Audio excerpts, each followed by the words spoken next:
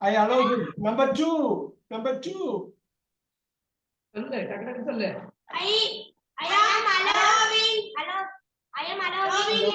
பாருங்க, நான் எங்க போட்டிருக்கேன் பாருங்க, இந்த இடத்துல போட்டிருக்கேன், இந்த காலத்துல போட்டிருக்கேன். நம்பர் 3 விடாதீங்க.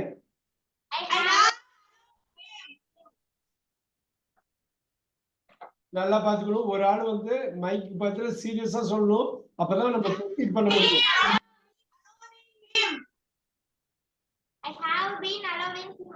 Very good, very good. 2-3 step இதுல இருக்குது, ஒவ்வொரு ஸ்டெப்பா எடுத்து வைக்கணும். Excellent. I was allowing him.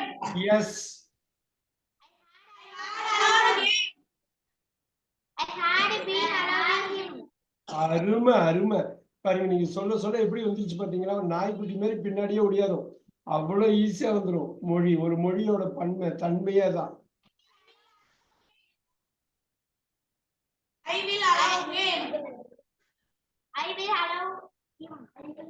I will allow him. I will be allowing him. I will have allowed him. I will have allowed him. Okay. I will have been allowed him. பொறுமையா சொல்லணும். ஆனா வந்து இப்ப கொஞ்சம் time கொடுப்பேன். தமிழ்ல வந்து நீங்க எழுதணும். எழுதிட்டு வந்து எனக்கு கேமராக்கு முன்னாடி, மைக்குக்கு முன்னாடி பிரசன்ட் பண்ணணும். இது வந்து 2வது ஸ்டெப் தான். இதுக்கப்புறம் 2-3 ஸ்டெப் இருக்குது. பொறுமையா பண்ணுங்க, ஆனா தெளிவா பண்ணுங்க. உள்ள போயிடணும் மைண்டுக்குள்ள. ஐ அலோ ஹிம். இப்ப யாராவது வந்து ஒரு 2-3 மினிட்ஸ் டைம் எடுத்துங்க. எல்லாருமே தமிழ்ல எழுதுங்க. இப்ப ஹி இஸ் அலௌடுன்னு போட்டிருக்கேன். இதுல 8 இருந்தது, நீங்க தமிழ்ல சொல்லியிருக்கீங்க. இதுக்கு ஏத்த மாதிரி 12 போட்டிருக்கேன். I allow him. யாராவது நீங்க கொஞ்சம் டைம் எடுத்துட்டு தமிழ்ல எழுதி வச்சுட்டு சொன்னாலும் எனக்கு ஓகே தான். தப்பு இல்லாம சொல்லுங்கிறது தான் முக்கியம்.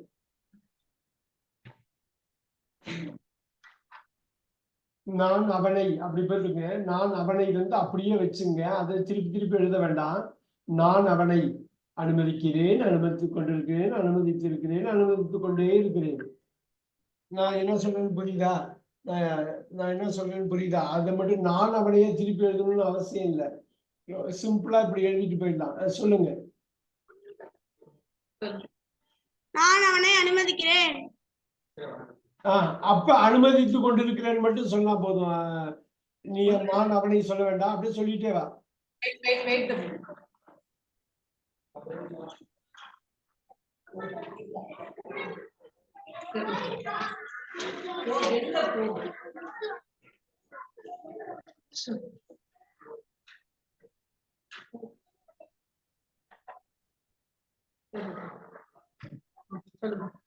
அனுமதிக்கிறேன்.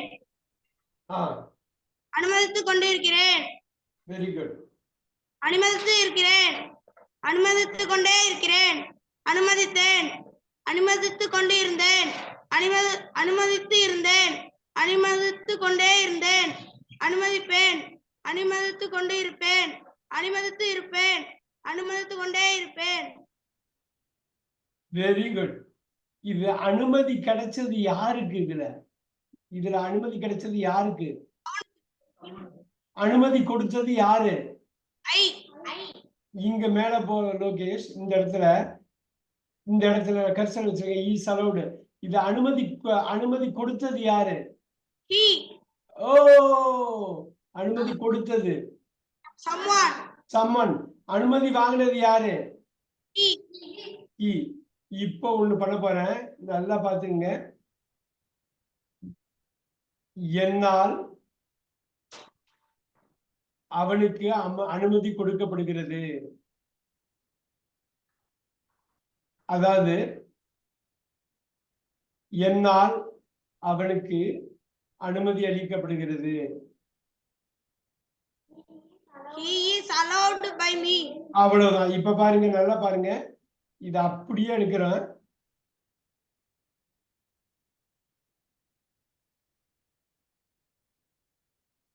அப்படியே எடுக்கிறேன். நல்லா பாத்துங்க. இந்த காலத்தை நான் மிஸ் பண்ணவே இல்லை. அப்படியே வச்சிருக்கேன்.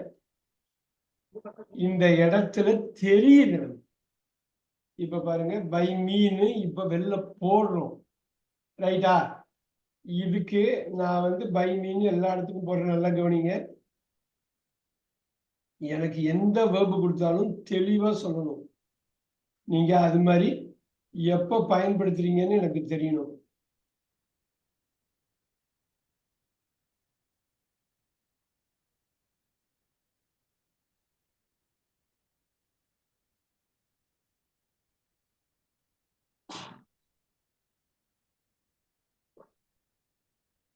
இப்ப சொல்லுங்க, he is allowed by me. யாரு அனுமதி கொடுத்தது?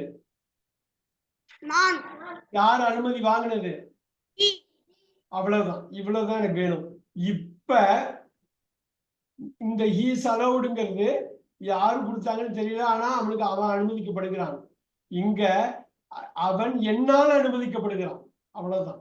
அவன் என்னால் அனுமதிக்கப்படுகிறான். இப்ப எனக்கு ஒண்ணு வேணும், ஐ எம் அலவுட். இது இருக்கு. இப்ப நல்லா பாருங்க, யோசிச்சு பாருங்க.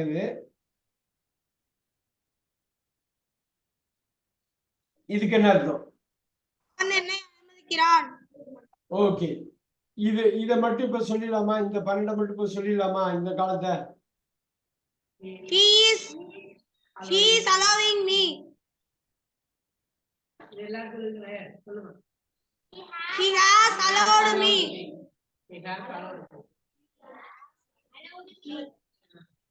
He has been allowing me.